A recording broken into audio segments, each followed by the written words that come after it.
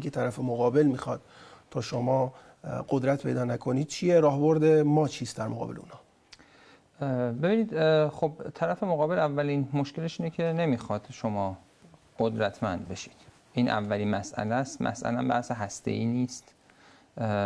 از بدو انقلاب این دشمنی رو داشته، چون اگر ایران اسلامی تقویت بشود یک مدل حکمرانی ارائه داده که جایگزین مدل لیبرال سرمایه‌داری غربه و تونسته موفق بشه. تا الانش موفق بوده به لحاظ اینکه تونسته از همه چالش‌هایی که من سراغ ندارم انقدر کشوری با چالش‌های مختلف روبرو شده باشه از بیرون و دوام بیاره.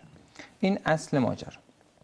اما وضعیت الان تو ادبیاتی هم که داریم می‌بینیم از دولت آقای ترامپ یا دولت آمریکا، حتی دولت قبلی، اینه که ایران نباید قدرتمند بشه، چون اگه قدرتمند بشه تاثیرگذاری در منطقه داره. ممکنه کشورهای دیگر رو برخلاف منافع آمریکا یا رژیم صهیونیستی گسیل بده و استفاده کنه ازشون و منافع ما رو تهدید کنه. در خلاصش اینه که منافع آمریکا تهدید میشه. برای همین ایران رو در منگنه و فشار قرار میده. حالا اینکه نسبت اقتصاد و سیاست خارجی چطور باید باشه، نکتهش همون چیزی که شما گفتید که شرطی نباید بشه. این دو تا حتما این دو تا با هم دیگه باید کمک بکنن. یک جای شما دیپلماسی اقتصادی دارید، یک جای شما دیپلماسی رسمی دارید، حالا دیپلماسی غیر رسمی اینا هم هست. اینها باید به همدیگه هم‌افزایی و کمک برسانند، اما نباید با همدیگه شرطی بشن و معطل همدیگه بمانند. این شاید یکی از نکاتی است که باید داشته باشیم و دقت کنیم توش.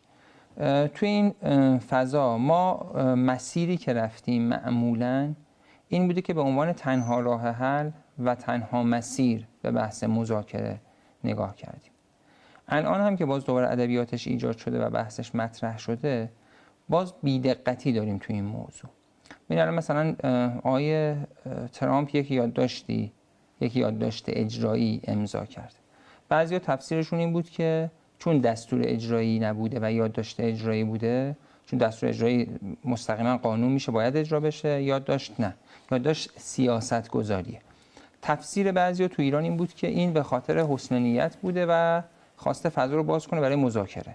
این به شدت غلطه، چون اساساً محتوای اون یادداشت رو اگر کسی بخونه، اولا بسیار دقیق و جزئی مشخص کرده که چه حجمه ها و فشارهایی میخواد علیه ایران وارد بکنه. هیچ بویی از کنار اومدن و مذاکره و راه آمدن با ایران توش وجود نداره. دو اینکه سیاست گذاری است برای دستگاه‌های مختلف، در واقع داره یه خط مشی و یه چشم‌انداز طراحی میکنه که بعد بر اساس اون چشم‌انداز، حالا وزارت خارجه، وزارت خزانه‌داری، نهادهای اطلاعاتی باید برن مثلا مسیر خودشون رو ایجاد بکنن و اون موقع بیان دستور اجرایی رو بزنن روی میز. پس این خطای اول که ما داریم صحنه رو گاهن اشتباه برداشت ما از این کاری که او داره انجام میده در داخل درست نیست. غلط. دو اینکه اصلا شما صحبت از مذاکره به معنی نگوسییشن نمیشنوید از دولت آمریکا، نه آقای روبیو، نه آقای ترامپ، نه دیگران. بحث از دیل هست، بحث از نتیجه و توافق هست. به چه معنا؟ به این معنا که آنچه من دیکته میکنم رو ایران بپذیرد. صحنه ما اینگونه است که آمریکا الان دو تا هدف داره. یک، ایران رو پای میز مذاکره بکشاند، نه برای مذاکره، صرفا برای اینکه پای میز مذاکره بکشاند. دو، آنچه مطلوب خودش هست رو به عنوان یک توافق دیکته کند به ایران. به این معنی که اگر شما به محض اینکه پای میز مذاکره بنشینید، گل رو خوردید و باختید. چرا؟ چون اون فقط میخواد اثبات بکنه که فشار تأثیر گذاشته و ایران رو تسلیم کرده. اصلا براش بعدش و مذاکره مهم نیست که بنشینه اونجا حالا صحبت بکنه، به دبستانی انجام بشه، امتیاز بده، امتیاز بگیره.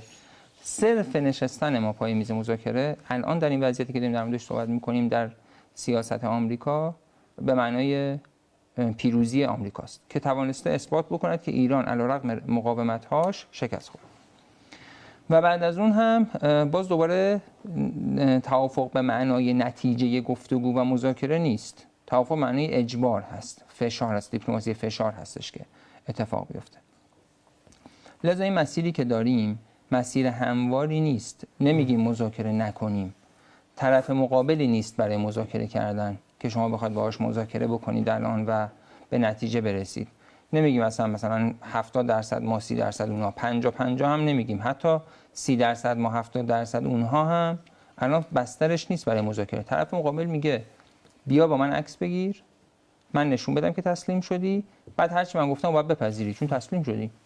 این شرایط زمانی مناسب نیست برای شرایط زمانی